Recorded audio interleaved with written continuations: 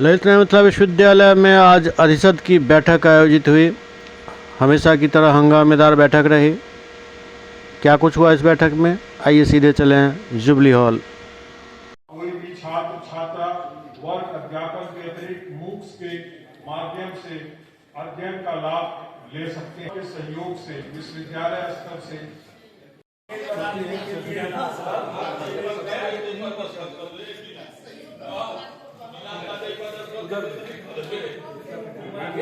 मैं इधर थोड़ा सा एक बार मैडम हम लोग जदयू भाजपा के और जहां आप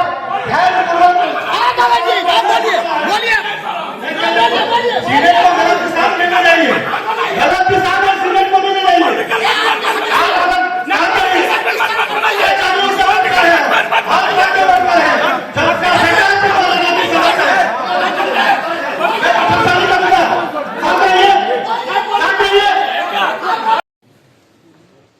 अधिसद के सभी माननीय सदस्यगण, अभिषद के सदस्यगण, विद्वत परिषद एवं वित्त समिति के सदस्यगण, विश्वविद्यालय के पदाधिकारीगण, कर्मचारीगण, प्रिंट एवं इलेक्ट्रॉनिक मीडिया के बंधुगण, देवियों, सज्जनों, आज के इस अधिसद की बैठक में आप सबों का मैं अभिनंदन करता हूं।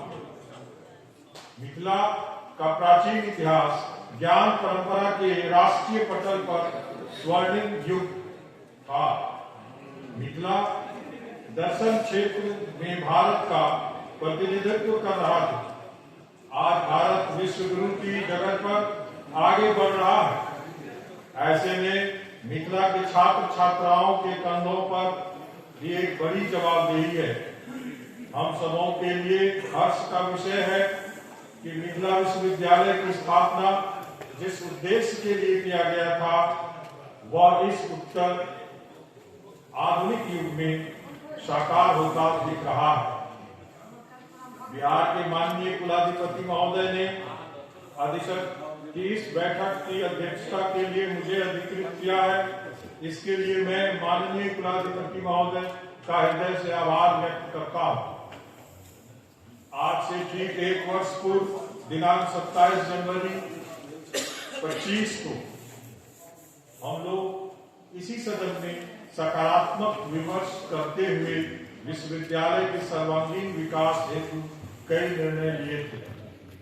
राष्ट्रीय शिक्षा नीति 2020 के प्रावधानों के अनुरूप बहुविषयक शिक्षा एवं शोध विश्वविद्यालय के रूप में अपने विश्वविद्यालय को मान्यता मिलने की बात पिछले वर्ष हम लोगों ने की थी। इसी दिशा में अग्रतर कार्य हो चुके। आशा है वर्ष के अंत तक परिणाम भी नजर आएगा। महिला छात्रावास, सोशल साइंस ब्लॉक का निर्माण इसकी एक बड़ी कड़ी है। प्रायोगिक विषयों के प्रयोगशाला को सुसज्जित एवं सुदृढ़ किया जा रहा है। केंद्रीय पुस्तकालय को तदनुरूप समृद्ध किया गया है। इसकी आवश्यकता भी थी। पुस्तकालय अंतर्गत ई लर्निंग लैब से छात्र काफी लाभान्वित हो रहे हैं। इनक्लिनेट के तहत शोध गंगा, शोध शुद्धि, शोध चक्र की सहायता से शोधार्थी मानक शोध कार्य कर रहे हैं। ई ग्रंथालय सॉफ्टवेयर का भी छात्र लाभ उठाकर शोधार्थी को काफी लाभ हो रहा है। ये गत वर्षों में इस सदन में लिए गए निर्णयों का परिणाम है। पिछले वर्ष हम लोगों ने चर्चा की थी कि एडवांस रिसर्च सेंटर स्थापित करने वाला ललित नारायण मिथिला विश्वविद्यालय राज्य का इकलौता विश्वविद्यालय है। आप सबों की अनुशंसा के उपरांत इस सेंटर में कई लैब स्थापित किए गए हैं। यह सूचित करते हुए गौरव और हर्ष का अनुभव कर रहा हूं कि रिमोट सेंसिंग लैब के माध्यम से शोधार्थी अभिषेक, आकर्ष एवं सुरभि कुमारी को central university of south Bihar गया और सोनू कुमार को पटना यूनिवर्सिटी पटना से यंग जियोग्राफर्स अवार्ड से सुशोभित किया गया। इस प्रशंसनीय कार्य के लिए इन तीनों शोधार्थी सहित ज्योग्राफी विभाग के सभी शिक्षकों को सदन की ओर से साधुवाद दिया जाता है।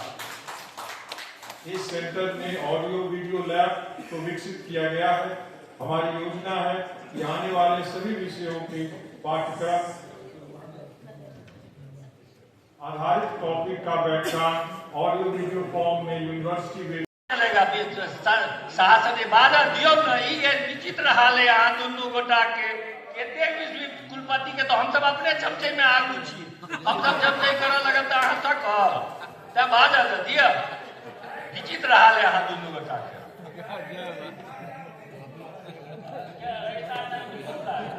हमको बुलाया है, बैठिए। स्थिति में बैठक की अध्यक्षता करते हुए लेफ्टिनेंट मिथिला विश्वविद्यालय के यशस्वी कुलपति प्रोफेसर संजय कुमार चौधरी जी, मैं सबसे पहले आपको इस बात के लिए धन्यवाद देता हूं कि आपने रिमोट एरिया में भी पीजी की स्थापना प्रारंभ की है। यह बहुत ही सराहनीय कार्य है।